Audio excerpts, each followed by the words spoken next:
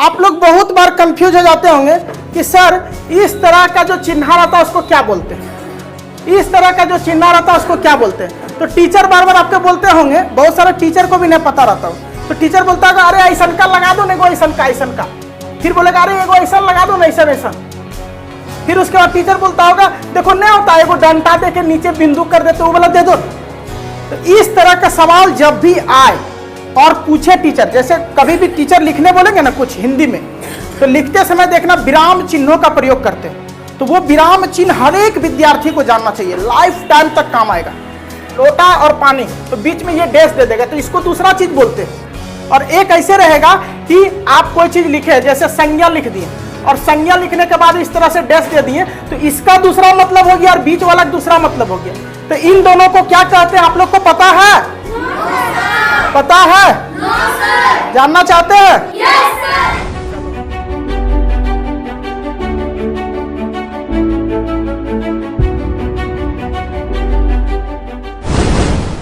चलिए आप लोग को आज हम विराम चिन्ह बताएंगे।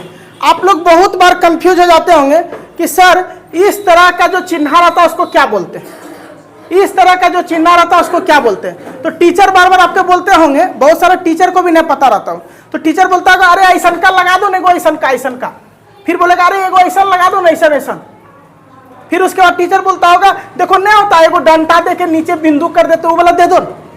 तो इस तरह का सवाल जब भी आए और पूछे टीचर, जैसे कभी भी टीचर लिखने बोलेंगे ना कुछ हिंदी में, तो लिखते समय देखना विराम चिन्हों का प्रयोग करते हैं। तो वो विराम चिन्ह हर एक विद्यार्थी को जानना चाहिए, लाइफ टाइम तक काम आएगा।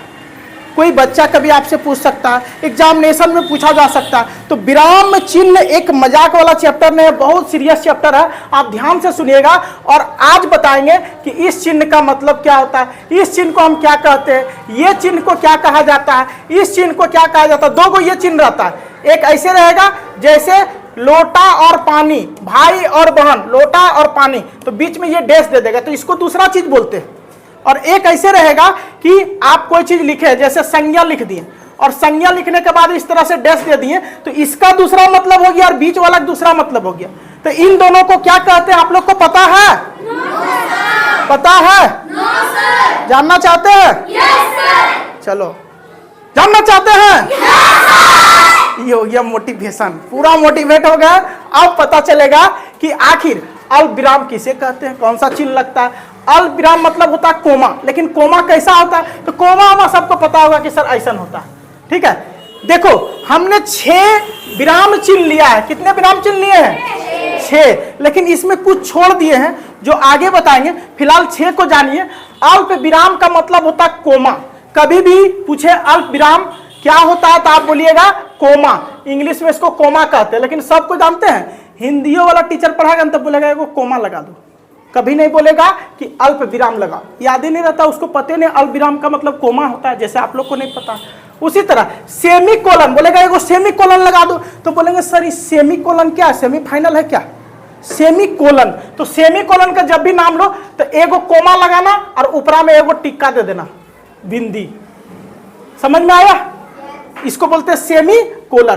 फुल स्टॉप किसको कहते हैं, तो इस तरह से चिन्ह देके फुल स्टॉप, ये हिंदी वाला हो गया। और इंग्लिश वाला इस तरह से कोई चीज समाप्त हो, यानी अब इसके आगे हम नहीं लिखेंगे सर फुल स्टॉप, मेरा लाइफ फुल स्टॉप। जैसे कोई आदमी मर जाता तो उसका जीवन फुल स्टॉप। उसी तरह आप कोई पत्र लिख रहे हैं और लिखते लिखते नाम पता हेन तेन सब भर दिया, खत्म हो गया, तो बोलेंगे सर अब फुल स्टॉप, अब दिमाग में चाट खत्म हो गया। तो आगे देखो प्रश्नवाचक चिन्ह किसे कहते हैं, तो ये हमेशा जिसमें रहेगा तुम्हारा क्या नाम है, बोलते के साथ लगेगा। सर ये तो अधूरा छोड़ दिए, यानी नाम पूछ रहे हैं। तुम लोग को पता है कि हमारे देश भारत में कितने राज्य हैं, तो क्या, कितने, क्यों, कैसे, कहां, ये सब किसमें आते हैं, प्रश्नवाचक में। आगे विस्मयादि बोधक, अचानक कोई घटना हो जाए, जैसे अभी हम पढ़ रहे छत्ता गिर गया, खाली आया आवाज निकलेगा, उसके बाद कुछ आवाज नहीं निकलेगा, सर खत्म। ठीक है, तो मेरा क्या हो जाएगा, विस्मयादि। तो हम मेरा पे गिरेगा, आप लोग पे नहीं गिरेगा, तो आप लोग का मुंह से आवाज कैसे निकलेगा, मेरा एक बार आ निकलेगा, लेकिन आप लोग को बार बार निकलते रहेगा। ओह कितना अच्छा सर थे, वाह ठीक है हुआ, बड़ी मारते थे।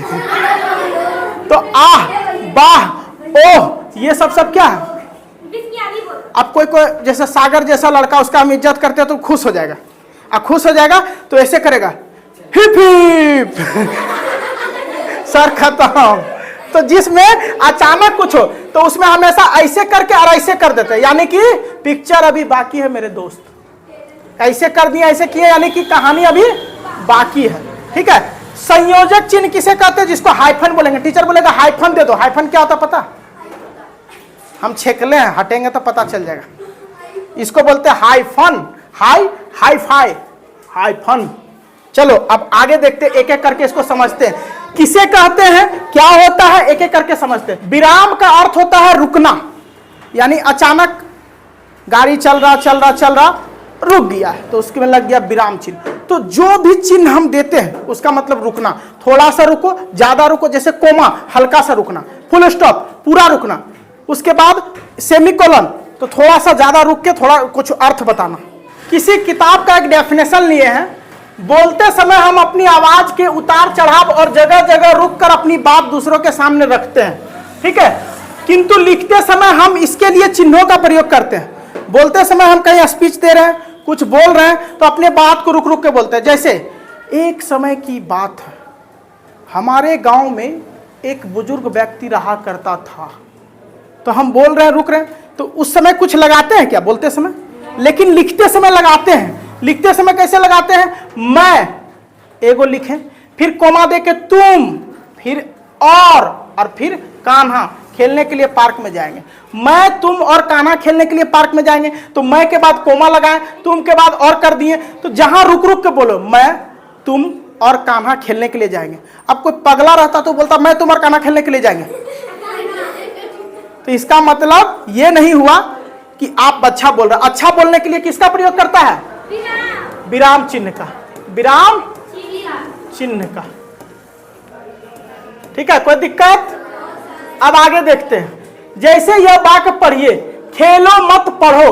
अब हमें यह नहीं पता कि यहाँ खेलने के लिए कहा जा रहा है या पढ़ने के लिए, पता नहीं है, तो क्या करेंगे? अब देखिए, खेलो मत, यहाँ खेलने के लिए कहा जा रहा है, खेलो मत पढ़ो, अर्थात यहाँ पढ़ने के लिए कहा जा रहा है, यानी आपको खेलने से रोक रहा है, दूसरा काम करने के लिए कहा जा रहा है। तो खेलो मत के बाद कोमा लगा दिया, रुका, खेलो मत पढ़ो, पढ़ो मत खेलो।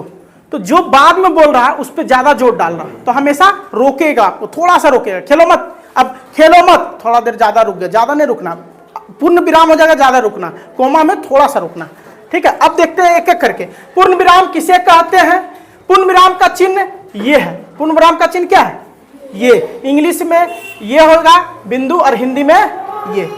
पूर्ण विराम का चिन्ह है ये, इसे वाक्य की समाप्ति पर लगाया जाता है। कोई भी वाक्य हम समाप्त करते हैं, जैसे राम आम खाता है, तो है हो गया, वहां लगा देंगे। ठीक है, पूर्ण विराम चिन्ह, सुबह उठकर पढ़ो, हमें समय पर पढ़ाई करनी चाहिए, तो फुल स्टॉप हो गया ना। अब अल्प विराम किसे कहते हैं? अल्प विराम का अर्थ है थोड़ी देर रुकना, यानी जहां पे थोड़ा देर रुके, जहां पे थोड़ा देर रुके वहां पे इसका प्रयोग होता है। इसका प्रयोग समझिए, बगीचे में पीले लाल नीले फूल हैं, तो 3-4 को बताना। बगीचे में पीले गुलाबी नीले लाल फूल हैं, इस तरह से कभी भी बताए तो 3-4 चीज बताना हो तो हर चीज के लिए अलग अलग यूज करते हैं। कोई दिक्कत? क्लियर, समझ में आ रहा? अब प्रश्नवाचक चिन्ह किसे कहते हैं? क्या तुमने खाना खा लिया? यहाँ पे वो क्वेश्चन छिपा है।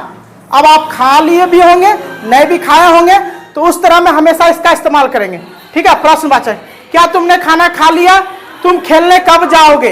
एक प्रश्न है तुम्हारे दिमाग में, तुम खेलने कब जाओगे? तुमने खाना खा लिया? तुमने नहा लिया?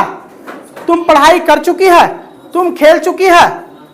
इस तरह का जहां पे आए, जहां आपके मन में सवाल हो कि हाँ या ना, तो उसको बोलेंगे प्रश्नवाचक चिन्ह। उसमें हमेशा चिन्ह रहता है इस प्रकार का। कोई दिक्कत? तो 3 समझे, आगे देखते हैं। आगे है विस्मयादि बोधक, जैसे हम शुरू में बोले थे ना, अचानक ये छत गिर जाना, नहीं समझे? वही, जैसे देखो, वाह तुमने तो कमाल कर दिया, खुशी का भाव हो रहा ना, वाह तुमने तो कमाल कर दिया, वाह क्या गाना बज रहा है। अभी साइड से एक गाना आवाज आ रहा, तो बोलेंगे वाह क्या गाना बज रहा। उसके बाद आगे देखो, अरे बहुत सुंदर लेख है तुम्हारा, बहुत सुंदर लेख है तुम्हारा। अगला देखो, ओह तुम गिर गए। अब अचानक आप जा रहे हैं और जाते जाते एक केला का छिलका आया और लाला जी केला पे गए, गिरे धड़ा, और मुंह से निकला हाय राम। तो लड़की लोग का सबसे ज्यादा हाय राम निकलता, हाय राम मैं मर गई। लड़का लोग जैसे कुछ जीतेगा हिपी फुर्रे। लड़की लोग ओ माय गॉड बहुत गर्मी लग रही है। लड़का लोग अबे तो देख लेंगे। उसके बाद कुछ बोल्ड किया, गेंदबाजी करा, बोल्ड हो गया, यस वी आर विन।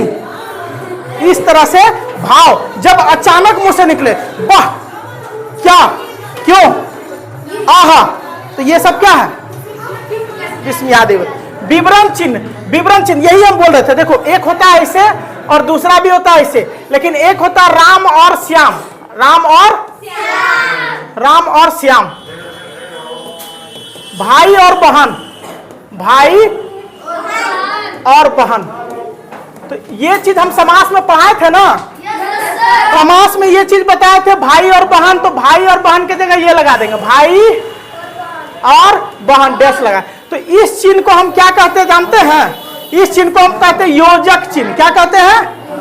योजक चिन्ह। जैसे इसमें जोड़ा जाता आना और जाना, खाना और पीना, मान और अपमान, अभी और अभी, यानी और यहां पे हम और भी लिख सकते हैं, या भी लिख सकते हैं, जो भी लिख सकते हैं, को भी लिख सकते हैं, और उसके जगह पे क्या करते हैं हम बीच में डैश दे देते हैं। जैसे हो गया लोटा और पानी, लोटा और पानी, लोटा और पानी। तो इसके जगह हम कर सकते हैं सिर्फ लोटा और डैश देके पानी, यानी और के जगह यूज किए जाते हैं, जिसको बोलते हैं क्या, योजक।